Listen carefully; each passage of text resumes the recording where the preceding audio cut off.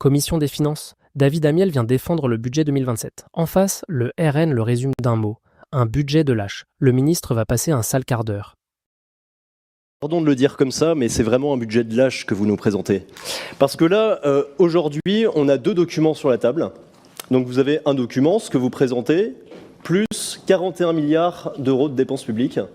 Et dans le même temps, le même jour, vous présentez un autre document qui n'est pas ce que vous faites, mais ce qu'on devrait faire d'ici 2032. Et là, ce qu'on devrait faire, c'est 125 milliards d'euros d'économies. Donc en fait, le message que vous envoyez, c'est nous, on vous propose un budget minimal avec 0 arbitrage politique et à charge. Traduction. Le budget minimum, 0 arbitrage, et la vraie facture, 125 milliards, laissée au prochain président. Courageux. C'est fait depuis 10 ans. C'est-à-dire la courbe de la dépense publique, la courbe de l'endettement, la courbe des déficits et des charges d'intérêt. Si on continue comme ça pendant 5 ans, c'est simple, on aura la tutelle du FMI. Donc en fait, quelque part, à travers ce document prospectif de ce qu'il faudrait faire d'ici 2032, vous avouez que si on continue comme ça, notamment avec ce que vous proposez, eh bien, à la fin... Le gouvernement admet lui-même que sans changement, la France finit sous tutelle du FMI et propose de ne rien changer. Impôt. Alors la question vous a été posée ce matin à la télévision, vous avez répondu ni oui ni non, on peut vous comprendre. En gros, le gouvernement ne souhaite pas d'augmentation d'impôts, mais si le Parlement en propose, eh bien, on verra bien. Voilà, c'est une façon de se déresponsabiliser pour la douloureuse. Et à quand le 49.3 ?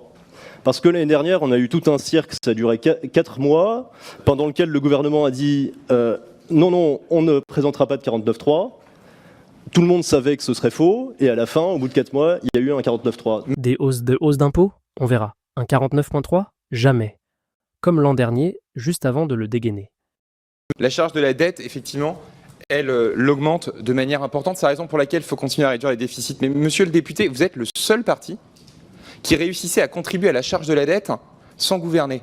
Parce qu'à chaque fois que vous vous approchez du pouvoir, à chaque fois qu'il y a un sondage qui vous est favorable, les taux d'intérêt augmentent et vous coûtez aux Français avant même l'élection.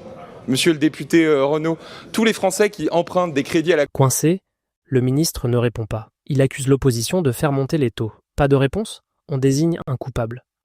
Anti-électoraliste. C'est vrai, c'est la tentation souvent des gouvernements avant les élections de mettre la poussière sous le tapis. On produit ici un rapport, on a demandé la production d'un rapport qui met carte sur table, et d'ailleurs je vois bien que tous les partis politiques, et c'est heureux, s'en emparent dans cette audition. La tentation d'un gouvernement avant une élection présidentielle, c'est de venir avec une avalanche de dépenses nouvelles en laissant au prochain la facture.